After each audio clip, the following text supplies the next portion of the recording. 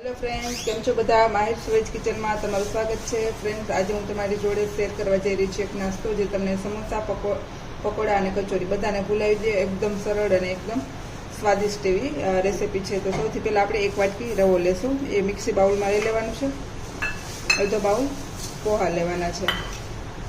एमां आपणे अर्धो बाउल चणानो लोट एड करी देशुं અને આ બધાને આપણે એકદમ સરસ દળી લેશું। આ રીતનો અધકચરી આપણો લોટ સરસ એવો લોટ જેવો થઈ જશે। રવો અને પૌવાનો દળાઈ જાય એટલે આપણે એક વાસણમાં એને કાઢી લેશું।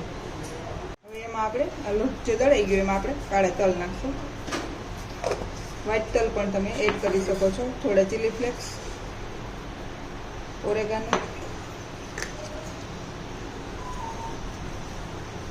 થોડી ધાણા ભાજી, સ્વાદ મુજબ મીઠું લોટના ભાગમાં અને થોડી હળદર, આ બધું એડ કરી એક ચમચી આપણે ઘીનું મોણ નાખશું। ઘી અથવા તેલ તમે કોઈ પણ મોણ એડ કરી શકો છો।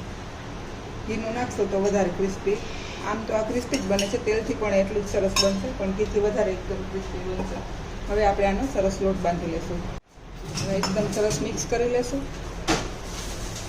અને આનો લોટ બાંધી લેશું। લોટને આપણે થોડો ઢીલો બાંધવાનો છે, કારણ કે આપણે પૌવા અને સૂજી એડ કર્યા છે તો એ થોડું પાણીને એબ્ઝોર્બ કરી લેશે। તો થોડું પાણી નાખતું જવાનું છે અને સરસ ઢીલો એવો લોટ બાંધી લેવાનો છે।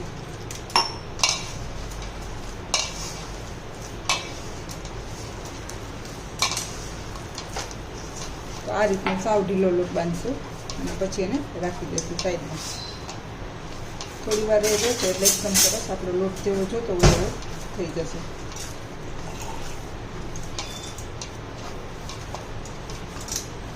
લોટ બાંધી અને સાઈડમાં રાખી દઈએ।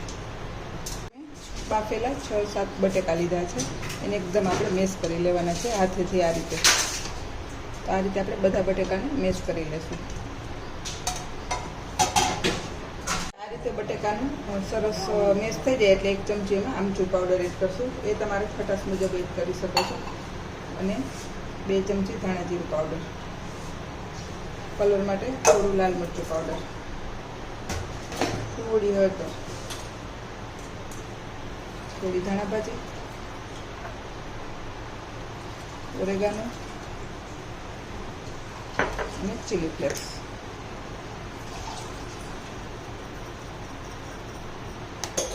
બાફતી વખતે મીઠું એડ કરેલું છે એટલે એના ભાગ ઉપરના ભાગનું મીઠું,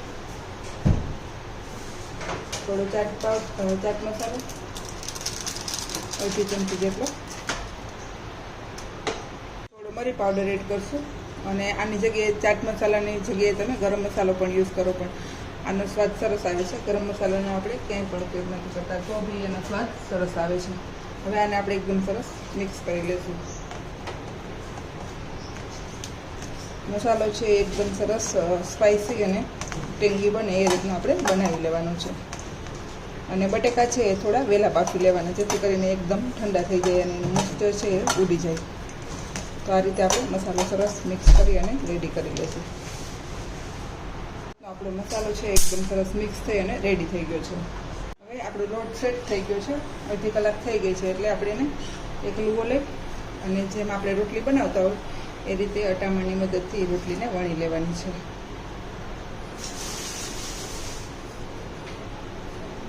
અને જો તમારો લોટ થોડો ટાઈટ થઈ જાય તો તમે એને પાણી નાખી અને પાછો ઢીલો કરી શકો છો। આ રીતે એને સરસ આપણે વણી લઈશું।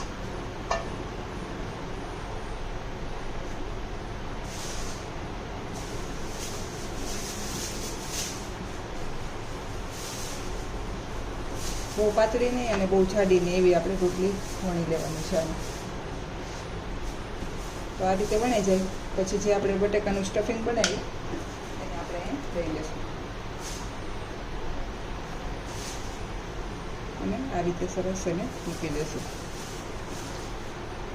આ રીતે આપણે સ્ક્વેર શેપ થાય એ રીતે એને ગોઠવી લેવાનું છે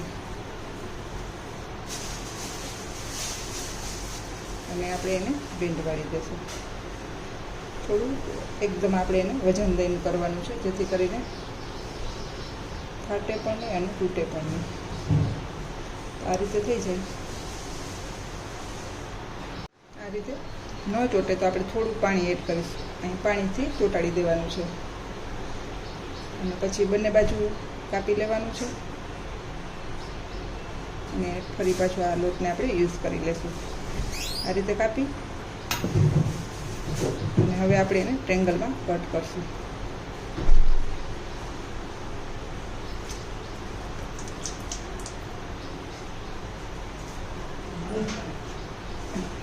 જો જરા પણ આપણે એવું લાગતું હોય તો આ રીતે પાછું એને સરસ પેક કરી દેવાનું છે. તો આ રીતે આપણે બધા ટ્રેંગલને રેડી કરી લેશું. બધા વણી અને ટ્રેંગલ શેપમાં એને કરી લેશું. આમાં મીંદાનો ઉપયોગ નથી, છતાં પણ એકદમ ક્રિસ્પી અને કરારા બને છે. તો ચોક્કસથી આ રેસીપી બનાવવાની ટ્રાય કરજો. બાળકો તો શું, આ મોટેરા પણ માગી વાગીને ખાય એવી છે. આપણે બધા ટ્રેંગલ્સ રેડી થઈ ગયા છે. હવે આપણે એને તળી લેશું. મેં પહેલેથી ગરમ મૂકી દીધું છે. હવે આપણે ડાયરેક્ટ એમાં ટ્રેંગલને તળી લેશું. આ રીતના આપણે ધીમા ગેસ પર એને ડાર્ક થાય ત્યાં સુધી એને તળી લેવાના છે. ગેસ્ટ આવવાના હોય અને તમે આગલે દિવસે બધી પ્રિપરેશન કરી લીધી હોય તો ફટાફટ આ 10 મિનિટમાં બની જાય અને ટેસ્ટમાં સમોસા કચોરી બધાને ભૂલાવી દે એવું આ બને છે. તો ચોક્કસથી ટ્રાય કરજો. હજી આપણે આને થોડા ડાર્ક થવા દઈશું. જ્યારે તમે તેલમાં એડ કરો ત્યારે તેલ છે એકદમ સરસ ગરમ હોવું જોઈએ. તમે એનો દેખાવ જુઓ, ખાવાનું મન થઈ જાય એવું એકદમ સરસ આ ક્રિસ્પી અને કરારો નાસ્તો બને છે. તો ચોક્કસથી આ રેસીપી બનાવવાની ટ્રાય કરજો. તો આ રીતે આપણે બધા ટ્રેંગલ્સને તળી અને રેડી કરશું. આ રીતે એને બહાર કાઢી લઈશું. તમે જોઈ શકો છો એનો અવાજ કેટલા એ ક્રિસ્પી છે. તો આ રીતે બધા તળાઈ જાય એટલે એમાં આપણે ઉપરથી મરચું પાવડર, ચાટ મસાલો અને થોડું સંચર પાવડર આ બધું મેં એડ કર્યું છે અને મિક્સ થઈ જાય એટલે થોડું થોડું એના ઉપર આપણે સ્પ્રિંકલ કરી લઈશું. એકદમ સરસ એવું બહારથી પણ એ એકદમ ટેંગી બનશે. તે બધા તળાઈ જાય એટલે ઉપરથી આપણે મસાલાને સ્પ્રિંકલ કરી લઈશું. તો ફ્રેન્ડ્સ, તૈયાર છે મારો સમોસા, કચોરી, પકોડી બધું ભૂલાવી દે એવો નવો નાસ્તો. જો તમને મારી આ રેસીપી પસંદ આવે તો લાઈક કરજો, શેર કરજો અને સબસ્ક્રાઈબ કરવાનું ભૂલતા નહીં. અને ચોક્કસથી આ રેસીપી બનાવવાની ટ્રાય કરજો. Thank you, by.